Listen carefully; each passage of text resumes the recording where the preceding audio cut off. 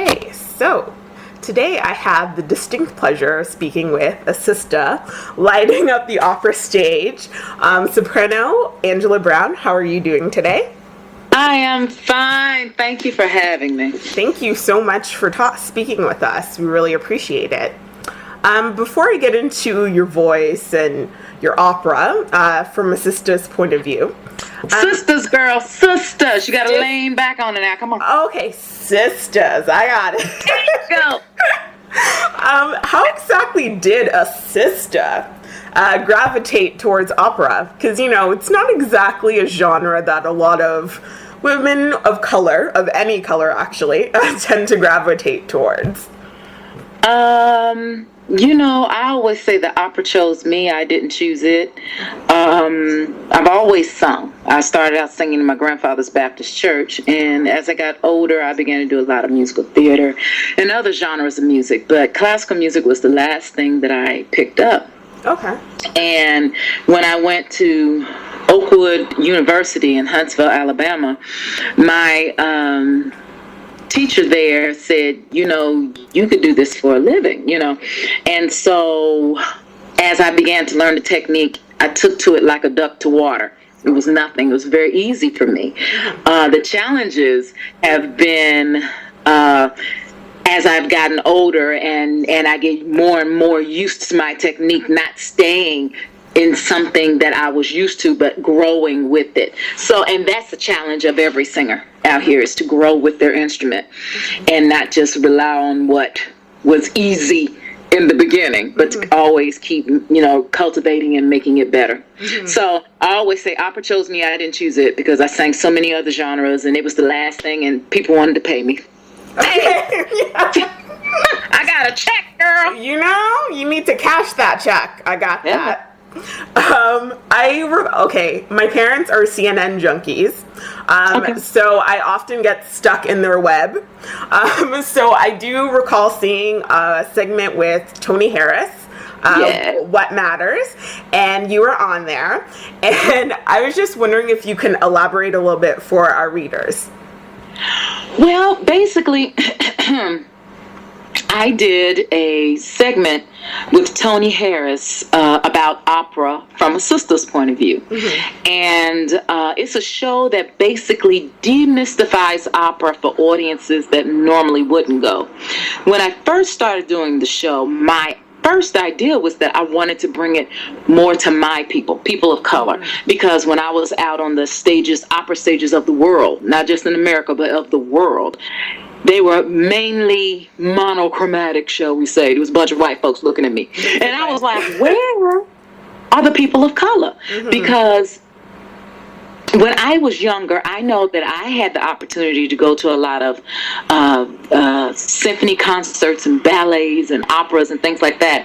But nowadays, they've cut so much of the music out of the schools. Kids don't even know who Leontine Price is, and she's not that far in the back. No, she's not.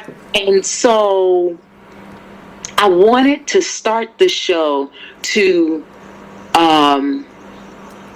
let my people know that we too can do this. But as I began to do the show, honey, I found that white folks don't like opera either. So it's become about embracing opera. It's an art form that you will find yourself in. There are African operas. I don't care how many people you paint up. Aida is an African opera. Yep. Egypt and Ethiopia are in Africa. I claim it, honey. Yeah. So you have African operas. You have African American operas. Porgy and Bess, Tremonisha. You have Asian operas, Madame Butterfly and Turandot. You have Italian operas like Tosca, and that list goes on. You have Hispanic operas like Carmen. I mean, you will find yourself in opera. It's just a matter of trying it. Don't say you don't like a mushroom until you've had a mushroom. At least go and enjoy the art form. So that's why I started opera from a sister's point of view, and that's what Tony and I were talking about on CNN. Okay. That is very true. I do recall that. I also really enjoy the fact that you you seem to take a lot of care in infusing the youth into educating everyone about opera, because like it starts from when you're yay high, right? So kudos to you for doing that. I think that's amazing. When I hear you sing, for me anyways, you know, as they say, it's like what I would imagine heaven to be like, basically. Oh, bless your heart. I hope it's better than this. It is. I'm hoping that too, you know? I was just wondering if you could describe your voice. How would you describe it? Oh, wow. You know, it's funny that you would ask me this question, because I was listening to myself sing on some recordings. My very first recording on to this last recording I just did, and I just listen and I hear the development. And I would say that my voice, if I can encompass everything that I had heard over the years, I would say I have an even, smooth middle with high, sparkly tops and a very rich, low, gooey, ooey, chewy, delicious bottom register. It's like a piece of Godiva chocolate melting in the middle of your mouth, girl. That's my voice. Do I like myself, or do I like myself? Look, if you don't like yourself first, how can you expect anyone else to? Hey, that's how I would explain it. Is that it's smooth and even in the middle, and then it has low creamy bottom, and then a high sparkly top, spinny sparkly top. Wow, that is the most yummy description I've ever heard to that question ever. Awesome. Who were some of your vocal influences growing up? Well, growing up, now, like I said, I didn't come to classical music till I was like 21, so that was just 2 days ago. Okay. But basically, I would say, growing up, some of my big influences were like Gladys Knight, Natalie Cole. When she first came out, that 1975, I done dated myself. That 1975 album, Inseparable. Child, she was my girl. Then we go to Broadway, and it was Jennifer Holliday. It was all about Jennifer Holliday, and I am telling you. And they call me Little Jen. And let's see. Then, of course, on the male side, it's like the Stevie Wonders, and I love James Ingram, and what is that guy from LTD, Jeffrey Osborne, could sing, and Luther Vandross, child, can't leave out Luther. And then groups are like Earth, Wind and Fire, and the Commodores, and there's another group. Well, those are the ones that come to mind right now. But as far as my classical influences, because I believe, and then gospel is Milton Brunson, it's the Hawkins family, all of them, all them Love Alives, Tremaine and the Clark sisters. I mean, come on now. I believe in building a voice, you have different influences, and I believe also that is one of the reasons why I am sought after and I can fit so many bills, is because I never let go of all of my influences. It all is part of making up me and my voice, because when it comes to classical music, I tend to go towards the voices that are not necessarily so sterile sounding. They're more varied, and they're more bel canto. They're singing the meaning of the words, like your Maria Callas's and your Leontine Price's, of course, is my biggest influence. The Jesse Normans, the Kathleen Battles, the Renata Tabaldis, and Virginia Zayani, who was my teacher. I mean, to have all of those influences in the same soup, the same stew that I came out of, which was a heavy R&B gospel thing, and then to put that, it's just going to make me, to me, a more well-rounded singer, because then I can appreciate all genres. I can appreciate where you're coming from, and then when you are portraying a particular role, that means there needs to be whoever she needs to be. If you're drawing from, you have somewhere else you can draw from, especially if it's a situation where, you find yourself like Aida, a young woman who is a captive in a strange land. You might not be able to put yourself as a princess, but maybe you can relate more to the Negro spiritual side of it. You know what I'm saying? Taking little bits of things that make up you to put into that character for the evening. I know I done took that question whole somewhere else. That's okay. Yeah. That sounded amazing. That's what I like. Okay. I don't like these question answer. You say one answer and that's it, and we move on. At least you give a very meaty answer to it. Okay. Good. Something I can work with. I'm leaving you full. Okay, you're going to be like, I don't want to know nothing else about that heifer. Nothing else. I'm tired. I like to eat, so that's fine. Sorry. Do you have a vocal routine? I'm assuming you do. And if so, can you tell our readers about it, please? Well, when I am preparing, because I cannot say that I'm one of those singers that sings every day. I might do some humming and vocalizes, and I might do some listening. But if I don't have anything of the essence to prepare for, I'll do light stuff, and I'll teach.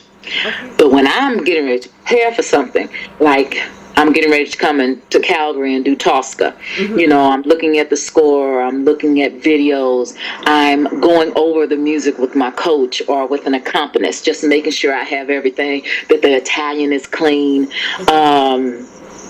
And then I'm exercising because I got to jump. But praise God, this is a concert version. Thank you, Jesus. Honey, because Tosca hurts my whole left side, okay?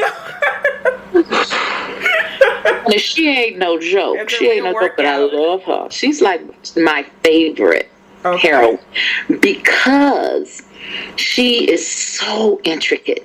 She's not only a diva, but she's a woman, with feelings, and she's about crazy too. Okay, that's what I like. Crazy's interesting. I think she's a woman that's about to go through the change, and she will cut you. She will cut you. She's like, oh, you done mess with my man? Heck yeah! I will cut you. I ain't had my pill today. Oh no! You might get a grip tea. Child, Tosca needs some get a grip tea. But okay, I'm sorry. No, that's okay. I like this though. So that's my routine. It's very light until I get closer to having to go to the actual job, and I will train more and train. And then once I get there, it's like you're singing that role every 5 seconds. So I'm with the coaches there. I'm with the conductor, making sure, because when you tend to sing something over and over again, you don't tend to rehearse it as much on your own. It's for me. For me, it's better to rehearse it with the actual people or the actual conductor, especially when it's a familiar role, because then you tend to go on autopilot, and you're not doing what they want. You know what I'm saying? You're doing what you want. Right. And it's good to know what your voice can do and what your body can do. But there are sometimes I've gone into situations where he's like, well, I want you to cut that note off sooner, or I want you to take the breath in a different place. And it's like you got to kind of program yourself. So I don't like to over practice, for anything. But anything that's brand new, let's go from the brand new standpoint. Right.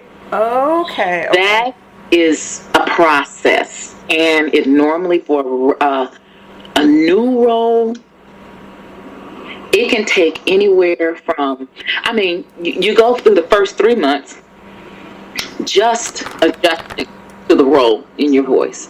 So, and listening and getting it into the body with your ear, orally. I always listen orally first, even if I'm learning mistakes, because I can always go back. And then when I get with my coach, they'll show me the other things. So I don't like to get it that deep, but I do listen a lot first. Then I go to a coach. We break down the rhythms and the language.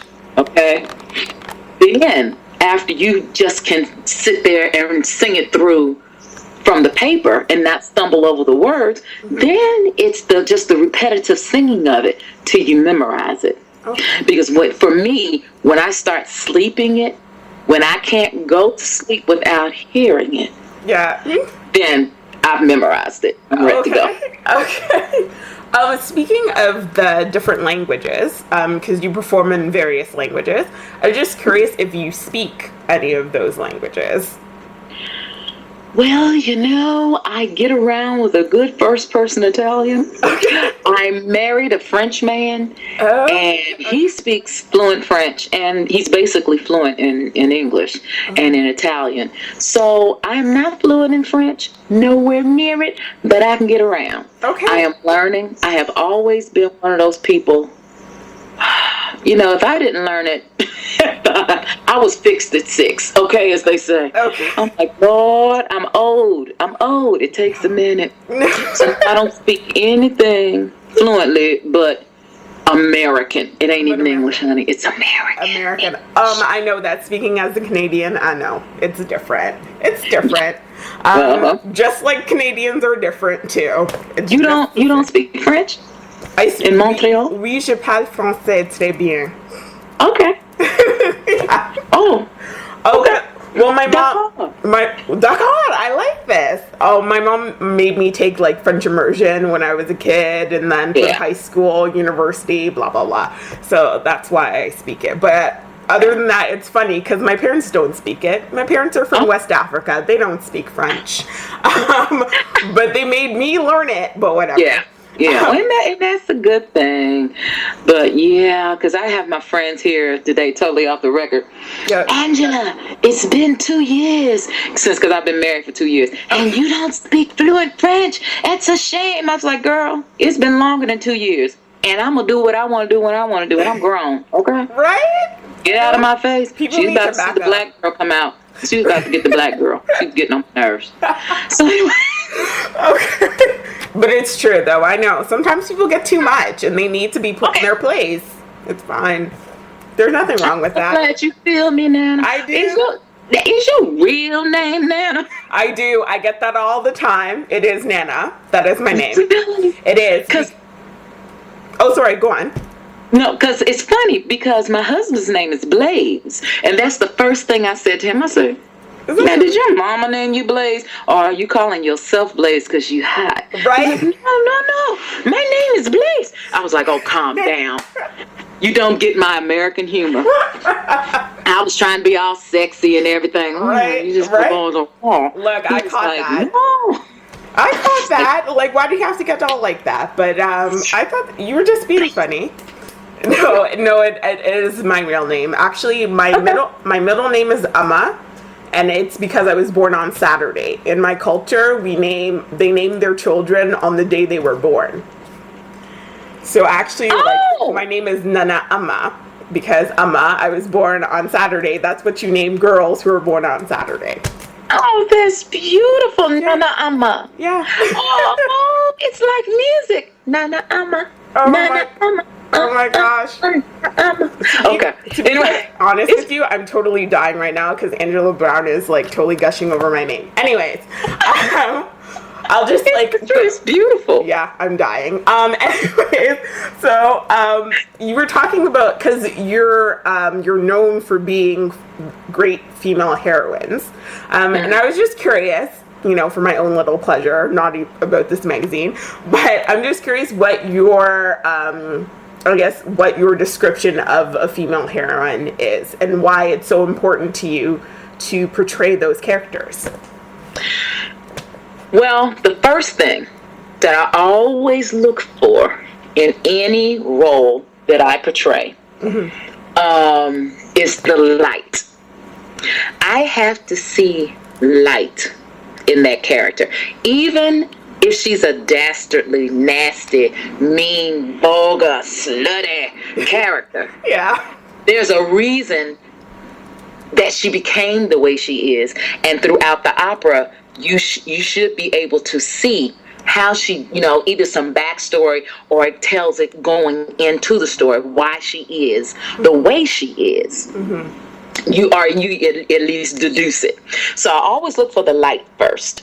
And it depends on the character, because I could break down a whole lot of stuff. Like, I've done Aida, and I've done Tosca, and I've done Bess. A lot of people will be like, well, why would you want to play Bess? Right. I was like, first of all, it's Porgy and Bess, and she gets second billing, and she gets more money. But that's all right. Besides that, there is light in her. They said, well, she's a hoe, basically. I was like, no.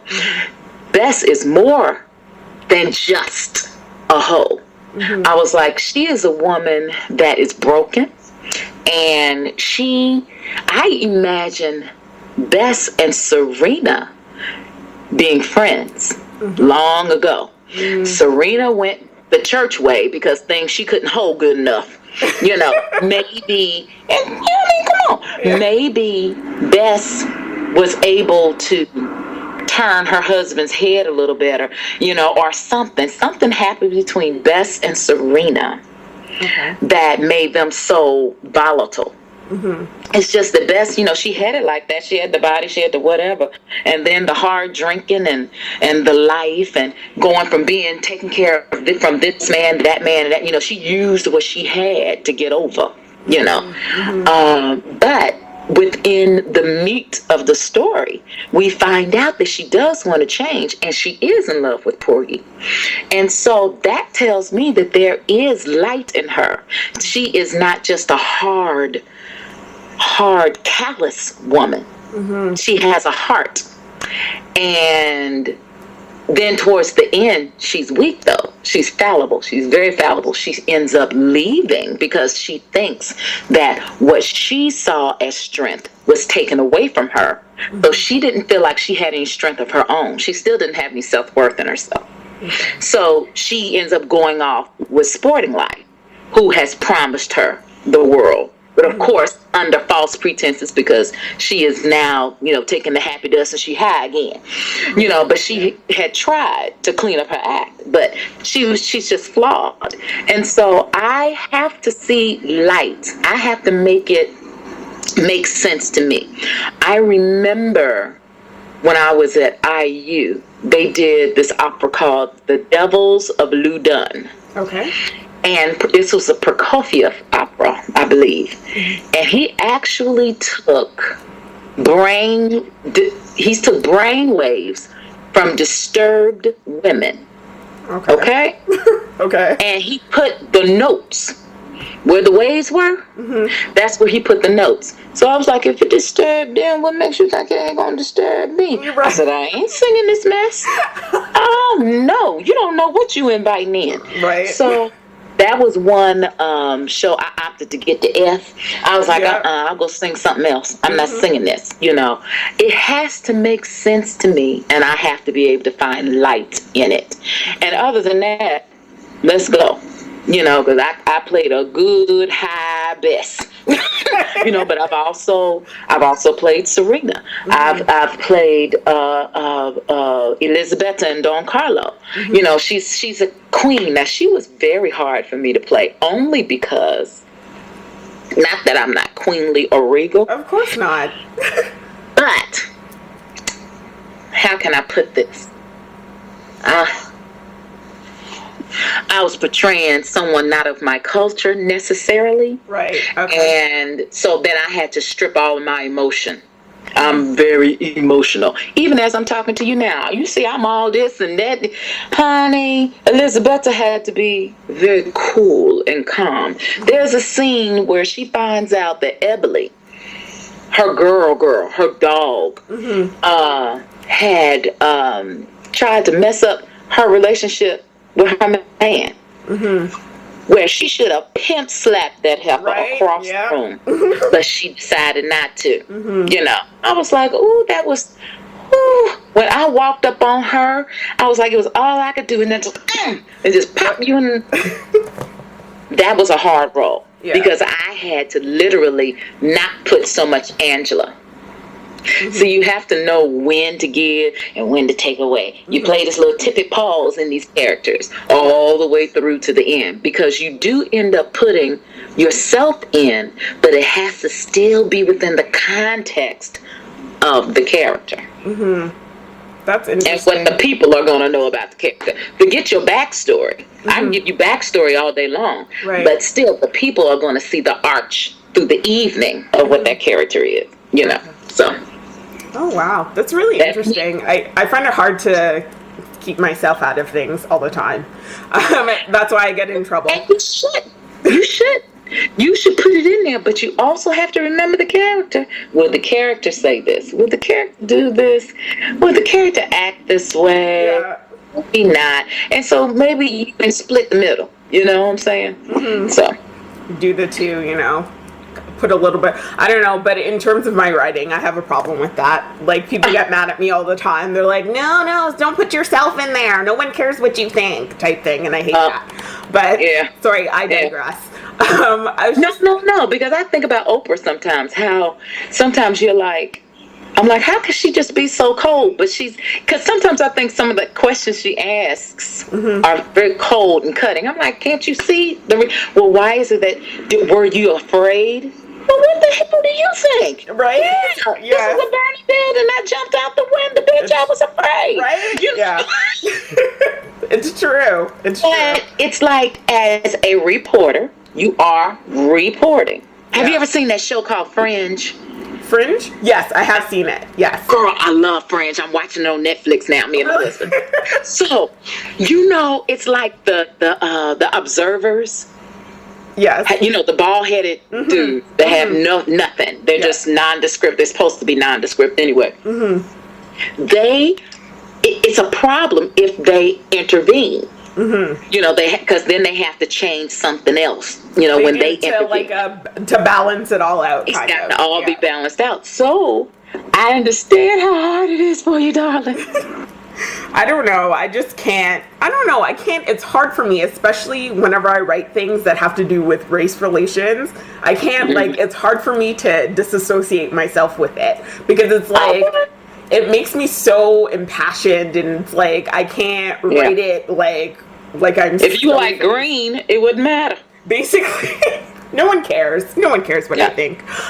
Anyway, sorry. A lot of people, I realize that I think people have these misconceptions about how physical it is for an opera singer. And I was just wondering if you find a connection between vocal workouts and physical ones. You know, when you don't have breath, you don't have voice. And if you are not doing something to raise your heart rate and sing along, or either, you know, while I don't choose to run or to jog. I choose to walk. That's because or ride a bike. They're horrible things to do. Go on. Yeah, there's a whole lot of other things to do that hurt my knees, child. Right.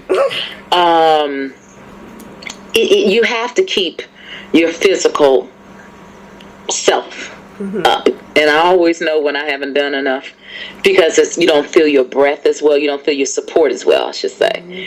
And, you know, doing sit-ups and crunches and, you know, just to keep connected to that core, you know, helps. So, yeah, it's a physical thing. And when you are playing a Tosca, where you are wrestling with someone in the second act and having to sing all these high C's, and you have to jump, or when you are playing Aida, when you have to run off, because she's not very, very physical, but she's more of a park and bark thing. But she got to run off that stage third act. All depends on if they're going to have you running up stage, up the pyramids, some steps. You don't ever know what crazy set they're going to give you. Yeah. Or if you're best, where at the end of the first act, you are running around trying to get help, knocking on doors, please, let me in, you know, and, you know, having to hurry up and get dressed and falling out on the floor and screaming and I think it's the Kitty Wah scene where Crown is wrestling you and trying to rape you, and then he does rape you. I mean, you know, it's a lot. It's a lot. Unless you got a park and bark roll like Elizabetta and Don Carlo, definitely park and bark. That's park and bark. You just gliding in that. You just glide. You ain't doing nothing. Just exactly what you're doing. Right. I was like, that was the hardest thing for me to do. I'd rather be all over the place. So you can really like work out that muscle, you know? Yeah. I was just wondering if what you eat affects your voice negatively for the negative or positive, and if there are certain foods you steer clear of before you perform. I steer clear of anything creamy dairy. So basically anything yummy. I don't know, honey. I'm still going to make it yummy. But the thing is, if it's right before I sing, then yes, I'm talking about while I'm preparing, because I normally take 3 hours before the curtain. Okay. I'm getting ready 3 hours before the curtain. Okay. So I'm going to eat some chicken soup or a salad, maybe a sandwich. Rabbit food. Yeah, but just something. But I eat all during the show, little bites all during the show, because you didn't ask me this, and I don't know if you know, but I had gastric bypass surgery. Oh, I did not know that. Before I had a lot of, I couldn't eat hours before the show. Now I have to eat all through the show because I burn it up so quick. I just burn it up, you know. So, but yeah, there are things that anything that's going to cause your saliva to thicken, I stay away from. And that could be orange juice, raisins, bananas. You know, some people, I hate bananas. Like that. In a smoothie, they're fine. In some bread, they're fine. Right. Don't give it to me straight. But grapes, fruit, apples are wonderful. Okay. Apple juice, room temperature apple juice is great because it is the closest to saliva. Because water can actually dry you out a little bit.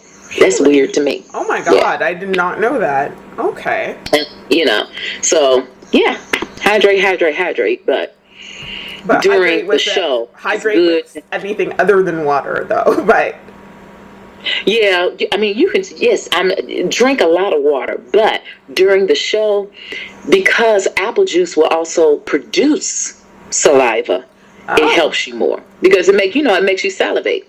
Right. Oh, I hate apple juice. Only because I drank it so much as a kid. I hate it now. Oh, okay. I can dig it. Yeah, I had a number. That's interesting. I had no idea. That has never come up, with all the vocal coaches I've spoken to and whatnot. That's really interesting about the apple juice. What time of day do you feel vocally at your best? I feel vocally at my best around 4 or 5. Okay. On through till midnight. Okay. And then I'm ready to just shut it down. But I do what I have to do. Handle I do what I this. have to do. But I am at my vocal prime around 4 in the afternoon. Okay. Those are diva hours. Okay. Those are diva hours. I like that. Okay. What do you feel differentiates you from other vocalists? With your yummy voice. How I explained it, that's about it. I don't know if I can answer that. Okay. I don't know if I can answer that question, what makes me different, because I believe that a lot of singers have passion. They have pride about themselves. They have standards. They have morals. There are a lot of singers out there that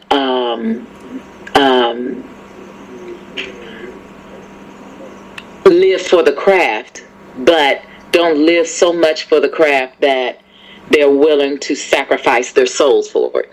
It ain't that deep. Okay. So to say that I'm different, I don't know. I will have to let whoever is doing the listening decide. Answer that question, because for me personally, I'm a working singer. That's why I never see myself as a big I or a little U or anything. I'm God's child, and I'm a working singer, and I'm blessed. I am blessed. I ain't lucky. Ain't nothing lucky about Angela Brown. This is all blessings. Right. You know, this is all blessings. God's got me all the way, because luck is a roulette wheel. I ain't got time for that. Right. Amen to that. You're a live singer, but you do have some CDs. I was just wondering which you prefer. I think I kind of know the answer to this, but anyways, let me just ask it. Which do you prefer? Recording in the studio or performing live? You know, it depends, because I've done a live recording and I've done a studio recording, and I have to say I like the studio a little better because I can make all the stuff that didn't go well in performance right. Right. But that's true. Yeah. So I guess I like both. Okay. I like, of course, I love being on stage. I love doing what I do. But I like a live recording, honey. Give me some shine, some shade, some reverb. Turn it up. That is so nice, because you didn't give me the cookie cutter answer of like, oh, I love connecting with my fans and blah blah blah. Well, I do, but I also want to sell some CDs, and if I sound like boopy poop on a live recording and I sound good in the studio, give me some studio. I like some fakeness, because I like my eyelashes and I like my makeup. Right now, you're getting a la natural. Right. Okay, all of this is me. Everything is me. But honey, I will shake it on. It's called pretend. Yeah. So it just depends. If it's a great, because I remember reading a interview with Jessie Norman, and her saying that she has had 4 perfect days of singing in her whole vast career. 4. Wow. 4.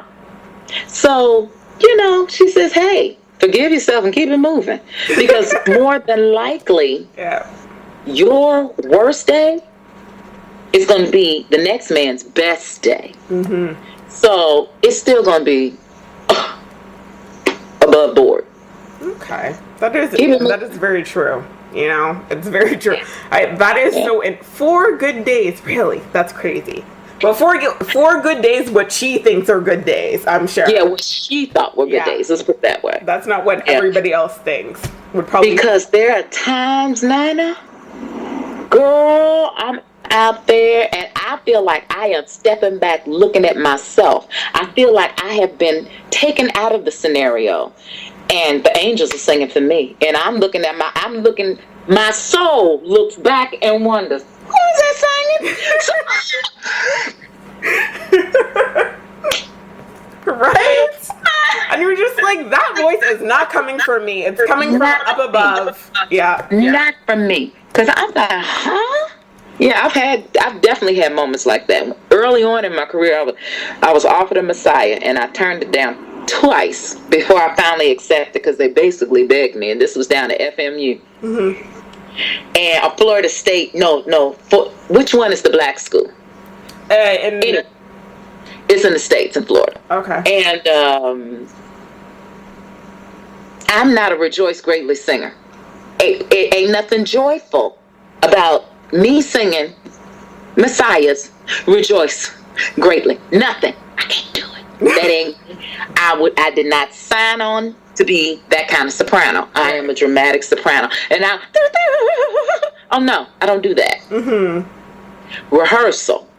It went from rejoice, it went from rejoice, rejoice to rejoice, rejoice to rejoice, rejoice to rejoice. It was like a Baptist march. Joy. Yeah. Rejoice. And I mean, that's where in rehearsal. Yeah. Performance, I kid you not, they took it up tempo and I sang it. And that was the moment I went like this. What the what? Are you serious? That was stand back and look at myself, because that wasn't nothing but the angels. Because I cried. I could not get it together in that rehearsal. Could not. Wow. could not. But this man begged me to do that, and I did it. And I think I've done the Messiah one other time, and that was at my church. Wow. I was like, I don't want anybody throwing money at me for the Messiah because it's just too nerve-wracking. It's too nerve-wracking for me. But yeah, you have those times where... Yeah, you just feel like that. That's, oh my gosh. Anyways, sorry, your voice is amazing. Anyways, it's true. It's true. It's crazy. I totally feel like I'm rejoicing. Anyways, girl, you wouldn't if you heard me. Oh, wow. Oh, I do have a new CD coming out. Oh, okay. What's the name? It's the, okay, wait. Oh, hold on for a minute. Let me see if I can see something on my thing. Sure. Because it's a compilation CD. Richard Daniel Poor. Can you still hear me? Yep, I can hear you. Okay. Richard Daniel Poor did a song cycle for me. And Maya Angelou, Dr. Maya Angelou, wrote the libretto. And it's called Richard Daniel Poor, Darkness. Okay. Darkness. These are three different things. Oh. Mine is called A Woman's Life. A Woman's Life.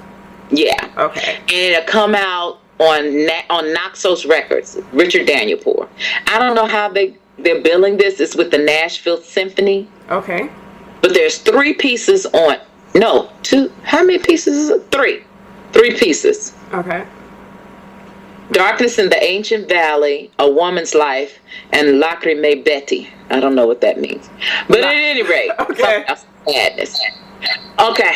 All right, I'm back. So, it's coming out on September 26th. Okay. Okay. Naxos Records, A Woman's Life. Okay. September 26th. And you'll see advertisements and stuff if we're Facebook friends and all that good stuff. Okay. That's okay. I can stalk you. Huh? I can stalk you there too. It's fine. Girl, that's not... We have talked. It's no longer stalking. I like how that sounds. Do you have Twitter? Huh? Do you have Twitter? Yes, I do. Oh, okay. Twitter, Facebook, what else is there? You got my Skype, so... Yeah. Okay. Well, that's about everything. So you're a singer? Actually, okay, it's funny that you mentioned Leontine Price because, she was my idol. I kind of dabbled with opera for a while, but then I went away to school, and then I was kind of like, yeah, that's never going to happen. So I'm going to switch gears and think about something else. Well, because I have a problem in terms of having the confidence to sing. I'm more of a closeted performer. Whenever I had to actually, my mom was like, you have a beautiful voice, you should share it. I'm like, I can't. Every time I audition for anything, my voice closes up, I stand there and I'm like, am I finished now? Can I leave? Type thing. Yeah. So it just never worked out for me. And I was like, it's okay. It's not for everybody. Maybe I'm supposed to sing in church. For a few people, go home, it's fine. Let me tell you, honey, you sing for a whole lot of people. You go home and you still, clipping toenails and, and dogs and kids and husbands and, life is life. But what I tell all the young people that I do talk with, I go and give master classes or lecture recitals or whatever. I'm like, if this is your passion, if you wake up, you eat and sleep this, and you can do this, stick with it. I said, but there is no harm in being a star where you are. I used to tell, when I won the Met competition in 97, I used to go around and tell all these young people, oh, if you want to go to the Met, all you have to do is believe it, and you can do it one day. And my mother went with me a couple of times. She said, Angela. I was like, yeah, Mama. She said, stop telling that lie. I said, what, Mama? She said, it's not meant for everybody to sing at the Metropolitan Opera. Yeah. It's just not, baby. It's not necessarily their testimony or their destination and their destiny in life. So what I say now is, why can't you be a star where you are? Everybody can't sing at the Met. Yeah, it's very everybody. I mean, you could be, if it's not on the international stage, maybe it's going to be regional. Maybe it'll be just right in your state. Maybe it'll be in your church or in your denomination. Mm-hmm. That you can be a big star. You're going to make more money. It's true, yeah. It's true. I had stars in my eyes when I was yay big, but I don't know. It's just not. I just don't think. I feel like God will use me in some other capacity, and He is. Like that is just not. That just. And He's feeding your passion by having you work within the Vocalist, right? It's magazine. It's not. Is it called a magazine? Online magazine? Yes. Yeah. Yeah. Very true. Sorry. Yeah. Speaking, I was just curious about any advice you would give to those up and coming, since we're kind of talking about that right now. Because nowadays, there's so many different avenues for people to try and get their music out there. But the music industry is really difficult to break into. Music industry, being an opera singer, very difficult to get into. I was just wondering if you had any advice for any people who have stars in their eyes, just like I did eons ago. Well, never let anyone determine what success will look like for you. Because everybody's success will be different. Everybody's going to have a different way to achieve it. And it's interesting that you said that about how it's hard to break into the industry. Mm-hmm. If you're thinking about it, if you're singing, you're in the industry. There's no, if you think of breaking something, you've already put a barrier in front of yourself. Okay. So take the limits off, because God is limitless. It's hard for us to think in infinite terms when we have finite minds. So don't let anybody determine what success will look like to you. And if you're singing, you're in the industry. It's just a matter of getting in front of the right people. But if you're singing, if you're doing your thing and you're doing that well, somebody gonna hear you. Sing at the opening of an envelope. That's what I would say. Where the opportunity presents itself, open your mouth. And don't be, there's nothing too big or too small. And if I need to get more money than this, then you don't want to sing. Because it can't always be about the dollar. Now, it can't always be about getting it free either. But, sometimes it's about the exposure. Sometimes it's about your own personal enrichment. From where, because I have sung for the president, not the Obama, but Bush, President of the United States, sung for him at the prayer breakfast. T.D. Jakes was the keynote speaker. It was on C-SPAN, and it played and it played and it played. Condoleezza Rice, what's it, Rumsfeld, all these people there, they're looking at me, George Bush going, yeah, it was George Bush, I don't care, it was a president. Everybody knew my name that day. I had to pay my way to Washington, D.C., pay for my hotel, and sang for free. Wow. Sure did. Wow. But I did it. But that's amazing. Oh my That's gosh. something that I can put down. It can't always be about money. You have to want to do this and you never got a dime. Wow. And that's the truth. Because 2004 to 2008 was fabulous money. When reality hit. And the stock market and everything fell out the bottom. And the arts in America suffered because the people that were giving big money to the arts either started giving you less or they took it all the way away. And like in Europe, because I'm in France right now with my husband, this is state sponsored or country sponsored, whatever they call it, arts. here, so there's a budget for it. In America, it's not so. That's why we have to have all these organizations to help fund the arts. Right. And they've taken a lot of arts out of the schools. So then, people like myself, because I am considered freelance, I have to, make myself available maybe to go into a school and do my program. I do a shortened version of opera from a sister's point of view for kids. Okay. Otherwise, they will never know about this art form that is something that they should not keep themselves from. Rap is fine. R&B is fine, country is fine, all that's fine. But there is classical music, and if kids aren't exposed to it, all they're going to be exposed to are those things that are quote unquote popular. So, in a nutshell, what I would say is that you have to want this almost more than you want to eat. That is, wow. So that means not putting things in your way that's going to hold you down or hold you back. Because children are a beautiful thing. But if you're a young woman and you're not married and you don't have any kids and you want this career, keep it like that. Because I'm sorry, when children come into play, everything slows down. Everything slows down. You can still do it.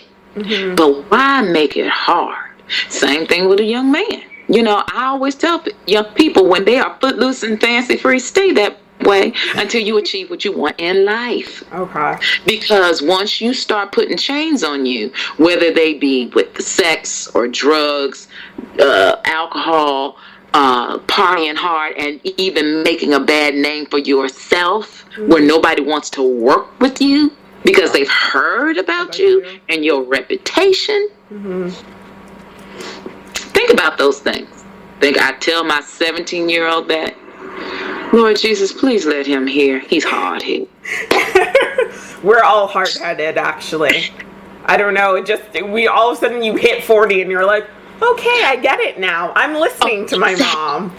Exactly. Yeah. It does take some growing up. It's the truth. You cannot put an old head on a young body. Yeah. And I didn't understand it for years.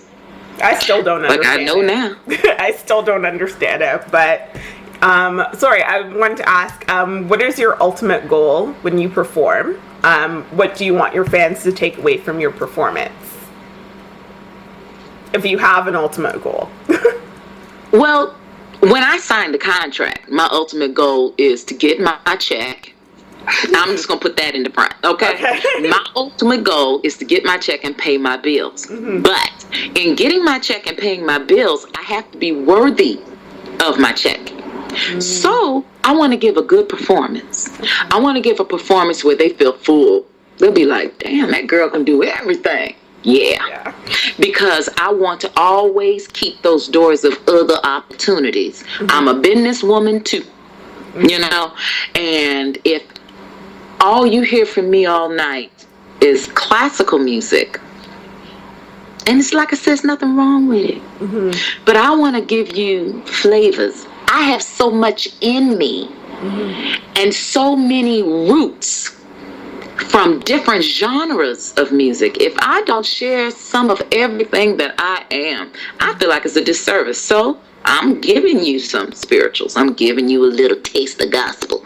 I'm giving you, and within that, you're going to get a little R&B, but of course I'm giving you the heavy, classical stuff. But I'm going to break it down with a little humor. I'm going to talk to you a little bit too. I talks to my people, and that's what Opera from a Sister's Point of View is about. It's a tongue-in-cheek, fun show where I break down the plots, and it's just about being comfortable with this art form, because it ain't that deep, child. Please, give me a break. I don't know. It's just some opera. When you really think about it, it's gutter.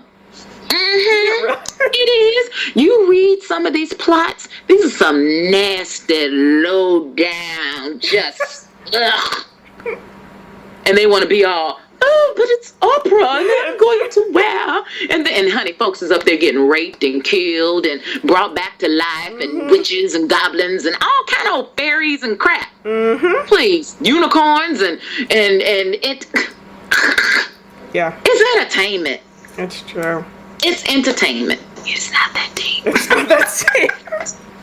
Well, speaking of how you infuse a lot of different genres into your shows, I was just curious, what is your favorite song and why? On or off stage, what is your favorite song and why? You know, the song that really resonates with you for whatever reason, it just grabs you. I'm sure this is going to be really hard. Yeah, Okay. my favorite song. I've heard about my favorite opera, but my favorite song, and the first thing that popped in my head when you said that, two songs popped in my head, but the first one was Summertime from Porgy and Bess. Really? Simply because it's in English. It's a lullaby in nature. Of course, a baby would cry if I was singing that. So all loud and stuff in his ear, he would cry. But we are talking opera. It's a song that transcends genre. Because you can hear, I do this in my opera from a sister's point of view. I'll sing it in a jazzy way, in a bluesy way. Okay. And then I'll sing it the way it's supposed to be sung. And then you still hear those idioms even in the music, even in the classical. So I say that one because it encompasses all of me. Not so much because Summertime is such a fabulous song, but just because of the nature of the song, if you understand what I'm saying. Okay. It's because of the nature of the song. And then he's got the whole world in his hands. Right? You know, yeah, That's a honey. good He's got everybody in his hands. Calm down. Calm down. You know, calm it. Right. Because it's nothing we can really do about anything that's turning up in here. We can do something about our universe, our world. And I need to be a good influence on my family, on my children, on my colleagues, people that are around me. But if we try to eat the whole elephant, we'll be crazy. He's got the whole world in his hands. Sit on down. Calm down. Right? Don't worry about it. Don't worry about that. You know, honestly, I have to say that this interview or speaking to you has totally picked me up because I was having a crap day. And so, like, honestly, it just feels completely right to be speaking to you because you totally have, like, picked me up. And, you know, I was having one of those, you know, oh my God, woe is me type days. Yeah. And you totally were just like, relax, you know, he's got you. Relax. So It says keep calm and sing opera. Right? So, it's true, because today, actually, before I spoke to you, I practiced for the first time. I haven't sang in such a long time. I completely forgot about it. So it was kind of like, it was refreshing. I was like, oh, that's cool. I'm talking to an opera singer. I have a reason to practice or something. I don't know. yeah. But I was curious, where do you see yourself career-wise in 5 years? Oh, girl. In 5 years. Write a book. Write a book. Sorry, go on. But you know, I had been offered a book back in 2004, but I didn't take that option. If I was talking to the lady now, maybe it would still be on the table. I don't know. But I would like to do that. I would like to be doing more recording. Okay. I want my Christmas CD to be out by then, and some other things that I just want to do more of the same. I definitely want to get another contract at the Met because, you know, I'm freelance. So you have your moment, and then it's like you have to get back in there again. Because when the regimes change, you got to go through it all over again. Oh God, it's a never-ending cycle of always proving yourself. Really? So it's not like it's not about 2004 at last, Naida. Yeah, okay. Now who's the next one? Really? Oh, girl. I hadn't. Honey. Oh, yes. I thought once you're on top, you're on top for like no. Oh wow. No, you're there. But you got to stay there. And therefore, you are reinventing yourself about every 5 years. Wow. About every 5 years. So Okay. I would love to maybe have, and I'm on Pinterest too, to maybe have a clothing line or some kind of accessory line, because I love knitting and sewing and designing. Love it, love it, love it. Oh. mean, I want all my fingers in all the pies, because I'm good at what I do. Mm-hmm. I am good at what I do, mm-hmm. and I'm very comfortable at saying that because I can do it. I can back it up. If I couldn't back it up, then I'd be shutting up, because I ain't trying to give nobody brain surgery. I don't know what that is. I don't know what that's about. Yeah. So I don't talk about what I don't know about. Mm-hmm. What I know what Angela Brown can do. Right. And you hire me, you're hiring a class act. You are hiring somebody that's going to give you their all. Mm-hmm. You know, and I want to be happy. Okay. I don't know how I can get happier, but I am. I'm very happy. My husband, my stepchildren, and amen. You know, okay. Maybe another doggy. Why not? Dogs are awesome. My mom. Yeah, I have a Tippy. I have a little Yorkshire Terrier now, but she's with my brother and sister-in-law, because I got her when I thought I was a big diva, and I found out I wasn't, because I couldn't afford her little behind. Oh, no. On the plane, she couldn't go everywhere with me like I thought. Okay. So, and now that I'm in Europe, she really can't come. So, you know. Oh, that's okay. Yeah. Someday soon, maybe in 5 years at least, for sure. You know? Okay, girl. You know? I'm curious, how come you've never, or I don't know, maybe in my research I didn't find it, but I'm curious how come you've never made it onto the big screen or something, because there's such a huge element of acting that goes into what you do. Well, no one says that it's too late. But it's not too late. It's not too late. Not at all. I haven't tried. I had to be totally honest, I have done a couple of movies with like extra stuff. Okay. You know, if you blink real fast, you know, you'll miss me. Okay. But yeah, actually I want to do some Broadway. Oh. But it's got to be Broadway for me. That would be awesome. It's got to be something I can do 8 shows a week. You know. Okay. Because I already found out that doing opera from a sister's point of view, mm-hmm. that people have been wanting to take at the Broadway. I said, that's not a Broadway show. No. That's not because I'm talking and singing, and it's too much. Okay. Now I can do it every other day, but it's a lot. Right. Okay. Maybe like a Phantom of the Opera. There still hasn't been a sister in that role of Christine. I'm just saying. Charlotte, is it Christine or Charlotte? Christine. Or Carlotta. Christine. Or what's her name? Christine. Is it Christine? Yeah. Phantom of the Opera. Why I was thinking it was. Is there a Charlotte or Carlotta or something in there too? I don't recall, but it could be like her best friend or something. But Christine is the main girl. Okay, well, my girlfriend, I call her my girlfriend. I don't know this child, but she's a Facebook friend. Okay. She just did it on Broadway. Really? Heather Hill. You know, I'd look her up. I think maybe she did. She was an understudy for it, and then she got to jump in. You know, it was one of them situations. But that's how I got my big break. I was an understudy at the Met. Mm-hmm. And that's another thing I tell young people, especially in this, and that's really, this goes for anything. Mm-hmm. People don't live forever. People don't always want to do this job forever. People get sick. People get tired. People quit. Right. There's always room and people die. There's always room at the top for you. Mm-hmm. But you got to work to get there. Mm-hmm. And then once you get there, it's work even more to stay there. That's true. That is very true. That's why I say be calm. Just calm down and live your life. Because I think, I want to have this and I want to have that.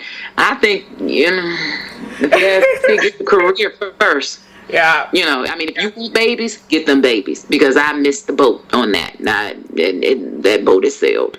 But I would have loved to have had children. Okay.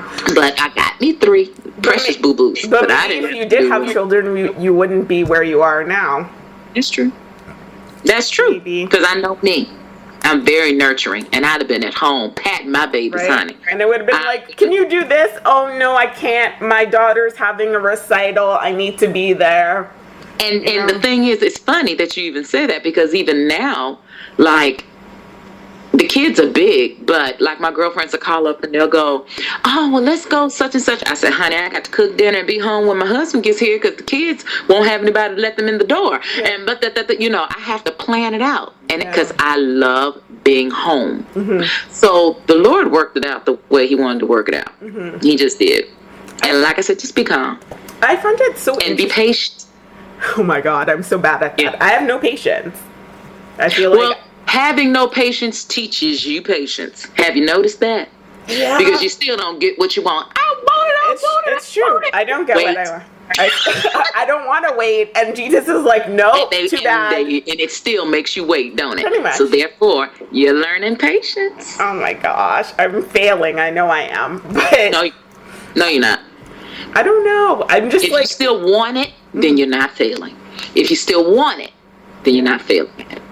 But when you don't want it anymore, and you're just like, and you go to the next thing, then you failing a little bit. Or it wasn't as important to you as having the patience to wait for it. Ouch. That is so true. You sound like my mom now. That's hurting me. Okay, I need to shut up. No, that's okay, because my mom totally, like, tells it. I'm like, oh, Mom, always whining about stuff, and she's like, I'm like, Mom, I don't think anybody's reading any of my things, and she's just like, well, she's like, you need to, like, in our language, shedding, it's like, shedding, it means, like, be strong. You know, be strong, you know. And we have this symbol, it's called a jinyame. It's, it means, like, only with God. Like, all things are possible with God. Yeah. So my mom's always, like, hammering that stuff into my head all the time. And I'm just like, and just, basically. Yeah. And she's like, it's okay. Keep fighting. It's okay. I loved my mama when she was here. And I remember everything she told me. Cherish all of that. Write it down if you have to. Things my mama said was true. She writes it down for me, to be honest. Because I'm from Toronto. And so when I came away to school, my mom's like, okay, read Psalms 23 and Psalms and Exodus and this. And she like made me this big, huge list. So like whenever I'm feeling down and stuff, I go to that list and I'm like, okay, why'd my mom want me to read this? And then I read it and then we'll talk about it and stuff. And I'm just like, yeah, I guess you can't really devalue having your mom around and stuff. Mom and daddies, honey, parents are fabulous. But, you know, there's a point in your life, like my 17-year-old, where you're like, all your friends are everything. And then when they go on about their business and leave you high and dry, you going to be back to the parents. I'm going to remind him that. But at any rate. But, yeah. It's very true. Oh my gosh, I'm sorry, I'm like monopolizing your time. But thank you so much for speaking with the magazine. I really appreciate it and all of your pearls of wisdom. Take care. Good night. Blessings. Thank you, you too. Bye. Bye-bye.